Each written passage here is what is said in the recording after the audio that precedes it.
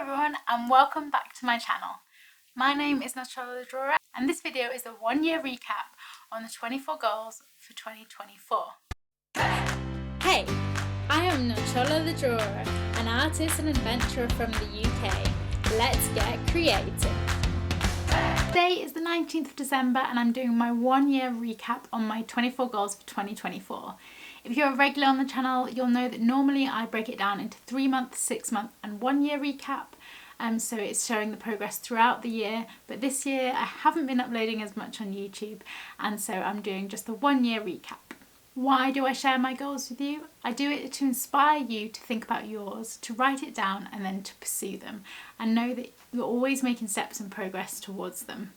So I share the failures, the things that I haven't done, the things that I have, the steps that I got to get there, to inspire you to do the same. So since we have got a year to recap on, I'm going to jump straight in with number one. Number one was upload one conversation from my YouTube series, which is Empowering Creativity, Inspiring Conversations with Female Artists. Now I managed to upload one in January, February and March. I recorded 2 more in March, but I have not edited or uploaded them. But the first 3 are there. It was a series that I'd started the year before while I was in Mexico, and I interviewed some amazing artists, tattoo artists, painters, sculptors, and you can watch those videos. They're so inspiring and such a variety of different creative females, so I encourage you to go and watch them. I would love to continue the series, but I just haven't done it this year. Number 2 was do a giant paper mache sculpture. Again, inspired by my time in Mexico. I have done one paper mache sculpture for my DYCP, but I have not done this. I've had conversations about possible installation, but no progress. Number 3 was get to 1,000 subscribers on YouTube. I have done this for a few years now. Obviously this year I was aiming to get to 1,000 because I was going to be more consistent with my uploading as I have been in previous years, so the projection was there, but I haven't been uploading, so I haven't got to 1,000. However, some of my previous content has caught traction. So I did get to 487 subscribers in February while I was still being active on the platform. And then since then I've just put some shorts up, but towards the end of the year I've been putting some more shorts, and it has got me some more subscribers as well as my older content. So I am now, as of today, on 673 subscribers, so I've gained loads more considering the amount of time that I haven't put in this year, but it just shows that the work I've done the other years has worked, and I just need to get back in the habit of it and upload more and share more with you. Oh, that's a nice prize. As of right now I have 679 subscribers. Number 4 was create for festivals, and the idea of this is it was for festivals that aren't necessarily mural painting and spray painting festivals. I did pitch for a festival and didn't get it, and I've just painted in street art festivals this year. Speak at events. So this was something that I really wanted to concentrate on this year, and I've actually managed to be paid for 3 speaking events this year. I did apply for a TED Talk but didn't get it, and I haven't pitched this as much as I meant to throughout the year. I managed to talk at a university, which I have done in previous years, so I've been brought back to do that talk again, and that is about my creative path. I got selected to be a panellist talking at WOW Rotherham, which is Women of the World Festival, and it's about body positivity, and it was a great panel of speakers, and I really enjoyed that and enjoyed the panel talk presentation of it, and would love to do that again. I talked at a creative event about art for regeneration. So I got paid for 3 speaking events, and it's something that I would like to do more of and do bigger events. It reaffirmed that it's something that I want to pursue more, so I need to start pitching myself more. Number 6 was collaborate with more artists. Now this is the one that took over the year, and it definitely got bigger than this original goal, which as you can see was just kind of general. I had a few meetings at the beginning of the year with a few artists about potential collaborations, and those ones haven't necessarily happened. But what I did do is think about collaboration on a bigger form. How could I get a group of women together in County Durham, and could we create together? And so I did that. I put out that message to connect people in January, and then the planning went into stage where we then came and formed in public for the first time for International Women's Day, and we are called Strike Collective. So that was our official launch, our first time actually collaborating together on work, and me sharing my mural skills and painting on a large scale.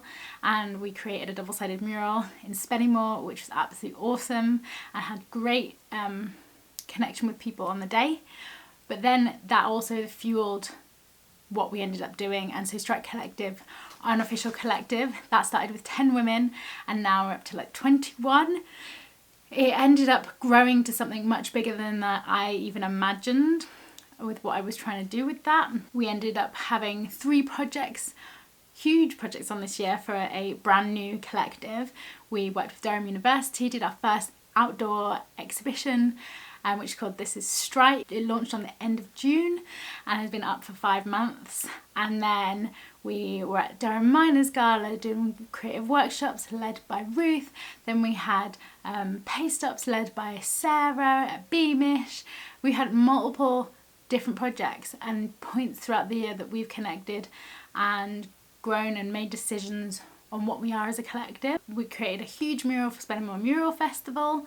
We are a women-led collective that creates public artwork, and it's from different disciplines. So we have creative practitioners, we have creative businesses, and we all come together to create on projects. And it's become much bigger than I could have even imagined. And we've got plans for the new year. As well as that, I have also collaborated with other artists. So I did 2 mural collaborations with Harriet Mee, an amazing artist that I met this year, and we did this huge project for Stockton Council, Healthy Streets project, where it shows both of our styles along with engagement with the community, and we collaborated on these murals together. I also mentored and then collaboratively created and installed a mural for Spennymoor with Rach, the live sketcher. So it's about taking her artwork, which is usually small scale, to large scale. And we created this amazing piece inspired by the community that we connected with in Spennymoor. So it's called Warm Welcome. So it's been collaboration that I think has been one of the key words of the year for me. And this is a goal that seemed small, collaborate with more artists. But I know it's something I was really passionate about, and it's grown into something much bigger than a few collaborations and grown a whole community. Number 7 was create for different surfaces, and the idea of this is illustrating for different surfaces. Now, while I've done quite a bit of designing for different surfaces with illustration, I've only really done one that is actually on a new surface that I've never done before, and that was printing on Dibond sheeting for a permanent outdoor sign, which is really exciting and something that I'm going to be doing more of in the next year. I have some projects already lined up. So it's nice to see artwork on different surfaces, and there's definitely more that I want to do. Things like I've been playing around with designing for clothing, and we'll see what comes from that. Number 8 was work with sports brand or sports company or anything sports related. I felt like I hadn't focused on that this year, but actually I've got a project that has just had the go ahead for the new year, 2 projects in fact, which are sport related, and so I'm very excited to get started on those. I cannot share anything with you at the moment, but yeah, very excited to have them come to fruition. But it's one of those things that I've been putting in the legwork of this for quite a while over the years, and it was one of my aims for this year, but I thought that I wasn't putting in as much effort with this goal, but I think I'd been putting a lot of legwork in the previous years, and so that's why it's coming to fruition now. Number 9, work in the wellness section. This is kind of the idea, you know, it's very vague, but it was like to work in an area to use art to make people feel good. So working with the Healthy Streets project, that was about using artwork for regeneration, but also to highlight ways to get active, to think about your wellness. And so I think it is something that's within my work normally anyway. And again, in the new year, there is something within this genre too. Number 10, have a client job that's over £10,000. Now, why was this number focused for me? 10,000 had been the cap of any of the projects that had been funded or commissioned, and so I wanted to get over that hurdle of a bigger project and pitch myself for bigger projects. Now, I thought I hadn't focused on this enough this year, but it turns out I had been doing some things, I'd been very aware of it, it seems. I ended up pitching for 3 projects that were over 10,000. The first one, it was a 50,000 job, and I pitched for it and I got to interview stage. Now for me, for something that big, a project, to get to interview stage means that I was taken seriously for what my pitch was, that I was at the right level, but didn't get it. So sometimes the wins are not the actual getting of the job, but the fact that you've made progress. The second one, it was a residency project, but a big one. I didn't even get to interview stage. And the third one, I recently found out that I won the commission. It's not as big as those ones, but it's over 10, and that was the aim. And it's a project I'm really excited about and passionate about, and feel like I was the right fit. And so I'm very excited to be starting on that on the new year. So I will be able to tell more about it then. But when I say I feel like I didn't work on this one enough, because in my head I was going to be pitching bigger projects, like putting together bigger packages so that I could go for bigger projects. And in fact, I only went for 3, and out of the 3 I got 1, got to interview for 1, and wasn't considered for the other. So that's pretty good odds. So go for it. And I think it's about knowing your value, and I knew this was the time for me to start going bigger. So it validated that it was the right time for me. Number 11, illustrate luggage or anything travel related. No, always thinking about travel, but not actually done any of these. Number 12, email 40 people a month. So the idea of that is cold emailing and making new connections and pitching myself. And this one I have not managed. I've done previously like the 100 rejections challenge, so that you're putting yourself out there more and more. I did break this down, so it's 10 emails a week, but I think for me I need to have like one certain day a week that is email focused, that is pitching focused, so then I can break this down and do it and record and put it all together. So I did 14 in January, 4 in February, completely dropped off, and then have been doing more but without really like making note of every single one later in the year, and so I feel like I'm back in the swing of it, but I need a better strategy. Number 13, do a course in something different. So I did a 28-day branding illustration challenge with Inky Goodness this year in April. It was really good because it was with agencies, so you got direct feedback from your project at different stages of the process before you put the final pieces together. I really enjoyed creating the Mind project and seeing what way I took that in terms of I did like stickers and an animated piece and billboards, and create some great pieces that I can put within my portfolio when I update the illustration side of my portfolio and the branding side. And it was really good. It was like very intense, but I also won another course from Inky Goodness from it, because I was in the top 5 of people to be first to submit at every deadline. I love a deadline. Then the other course is almost finished, but it was a 6-month course that I won, but I've been following it up very loosely because I've had a lot of other things on and didn't have that scheduled in, but it's also been really good.